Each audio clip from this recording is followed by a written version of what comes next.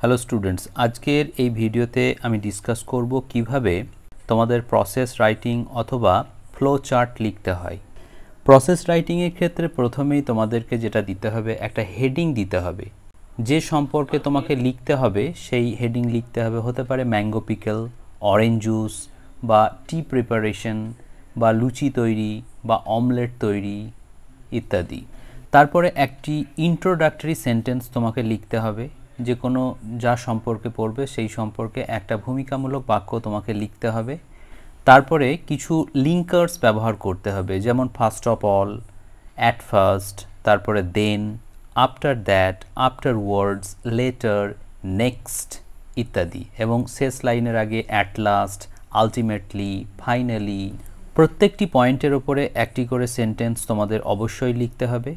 এখানে passive voice of present tense, অর্থাৎ এখানে সাবজেক্ট বসবে এবং তারপরে ইজ অথবা আর বসবে, তারপরে ভার্বের থার্ড ফর্ম বসবে এবং তারপরে যদি কোনো অংশ পড়ে থাকে সেটা লিখতে হবে। তারপরে প্রত্যেকটা পয়েন্ট যখন তোমার লেখা হয়ে যাবে তখন শেষ একটা কনক্লুডিং লাইন অথবা এন্ডিং তোমাকে একটা দিতে হবে। পয়েন্টসগুলো যখন তোমরা দেখবে তখন প্রত্যেকটা পয়েন্টকে তোমাদেরকে কোনটা সাবজেক্ট এবং কোনটা ভার্ব সেটা কিন্তু অবশ্যই চিনতে হবে। যদি চিনতে না পারো তাহলে কিন্তু প্রসেসিং ঠিকঠাক লিখতে পারবে না। এখানে একটি উদাহরণ আমি তোমাদের সামনে তুলে ধরলাম। এখানে দেখো, প্রথমে পয়েন্ট আছে coconut oil plus caustic soda plus water, এটা প্রথম পয়েন্ট। দ্বিতীয় পয়েন্ট হচ্ছে heated for 30 minutes. Next point হচ্ছে allowed to cool. Next point হচ্ছে common salt added. Next point হচ্ছে কেপ্ট ফর 12 আওয়ার্স। নেক্সট হচ্ছে কাট টু কেকস, আর next হচ্ছে রেডি ফর ইউজ। প্রথম পয়েন্টে দেখো, কোকোনাট অয়েল, কস্টিক সোডা এবং ওয়াটার, এই তিনটিই কিন্তু নাউন। এখানে কোনো ভার্ব নেই, এখানে ভার্ব তোমাকে নিয়ে আসতে হবে। আর 2 নম্বর পয়েন্ট যেটা রয়েছে হিটেড ফর 30 মিনিটস, এখানে হিটেড হচ্ছে ভার্ব এবং ফর 30 মিনিটস এটা কিন্তু ভার্ব নয়, এটা ভার্বের পরে তোমাকে লিখতে হবে। আর এখানে কোনো সাবজেক্ট নেই। নেক্সট পয়েন্ট যেটা রয়েছে অ্যালাউড টু কুল, এখানে অ্যালাউড হচ্ছে ভার্ব। তারপরে নেক্সট পয়েন্ট আছে কমন সল্ট অ্যাডেড, এখানে আমরা সাবজেক্ট এবং ভার্ব দুটিই পেয়ে যাচ্ছি। এখানে কমন সল্ট তোমার সাবজেক্ট হিসাবে আসবে এবং তারপরে অ্যাডেড হচ্ছে এখানে ভার্ব। নেক্সট পয়েন্ট যেটা আছে কেপ্ট ফর 12 আওয়ার্স, এখানে কেপ্ট যেটা আছে এটা হচ্ছে ভার্ব এবং ফর 12 আওয়ার্স এটা কিন্তু ভার্বের পর বসবে। কাট টু কেকস, এখানে কাট হচ্ছে ভার্ব এবং টু কেকস এটা কিন্তু ভার্ব নয়। নেক্সট হচ্ছে রেডি ফর ইউজ, এখানে রেডিটা হচ্ছে অ্যাডজেক্টিভ, এখানে কোনো ভার্ব নেই, তোমাকে এখানে ভার্ব নিয়ে আসতে হবে বা এখানে অ্যামিজার বসালেই তোমার উত্তর চলে আসবে। তাহলে তোমাদের মোস্ট ইম্পর্ট্যান্ট থিং হচ্ছে প্রত্যেকটা পয়েন্ট থেকে ভার্বগুলোকে চিহ্নিত করা এবং সঙ্গে যেগুলো সাবজেক্ট হিসাবে বসবে সেগুলোকে জানা। এবং একটা জিনিস তোমরা মনে রাখবে, যখন কোনো পয়েন্টে কোনো প্রিপোজিশন থাকবে, যেমন টু, অর, ফর ইত্যাদি প্রিপোজিশনের পরে যে ওয়ার্ডগুলো থাকবে সেইগুলো কিন্তু কোনো দিন সাবজেক্ট বা অবজেক্ট নয়, এটা সবসময় মাথায় রাখবে। সেগুলোকে তুমি সাবজেক্ট হিসাবে ইউজ করতে পারবে না। যেমন এখানে হিটেড ফর 30 মিনিটস, এখানে ফরের পরে যে 30 মিনিটস এইটা কিন্তু অবজেক্ট বা সাবজেক্ট হিসাবে তুমি ব্যবহার করতে পারবে না। এখানে ইন্ট্রোডাক্টরি লাইন দেখো, soap is one of the essentials of our daily use, এটা একটা লাইন। তারপরে আরও কিছু কথা বলা হয়েছে মেন পয়েন্টে যাওয়ার আগে। We use it to wash our clothes, আমরা সোপ ব্যবহার করি আমাদের পোশাক ধোয়ার জন্য।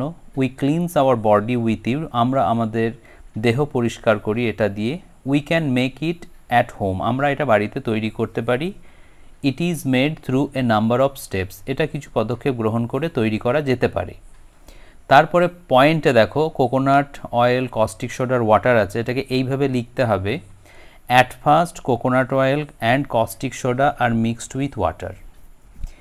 নেক্সট পয়েন্ট আছে হিটেড ফর 30 মিনিটস, এইটা তবে এই তিনটে জিনিসকে যখন আমরা যোগ করব এবং যেহেতু এটা তরল সেই জন্য এখানে সলিউশন কথাটা আসছে, the solution is heated for 30 minutes.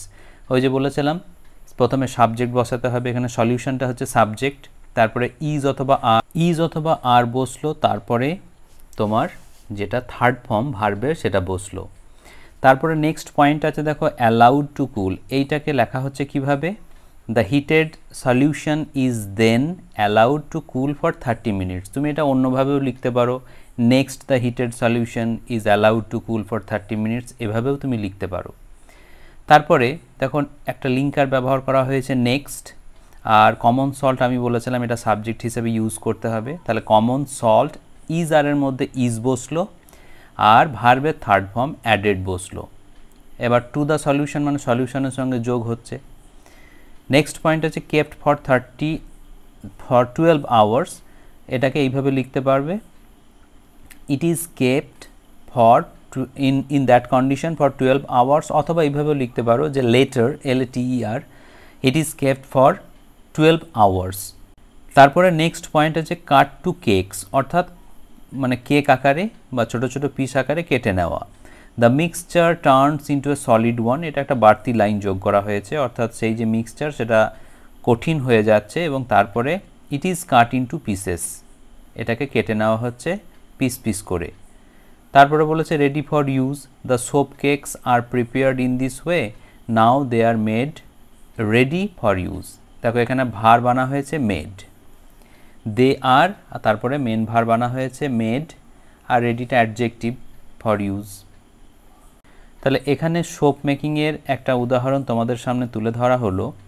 আমি আরও অনেক প্রসেস রাইটিংয়ের যে পয়েন্টস আছে সেই পয়েন্টসগুলো নিয়ে পরবর্তী দিনে আলোচনা করব, এবং কিভাবে তোমাদের সাবজেক্ট এবং ভার্ব চিনতে পারবে সেটা নিয়ে আরও অনেক ডিটেলে আলোচনা করব, তাহলে তোমাদের ক্ষেত্রে সুবিধা হবে এই প্রসেস রাইটিং লেখাটা।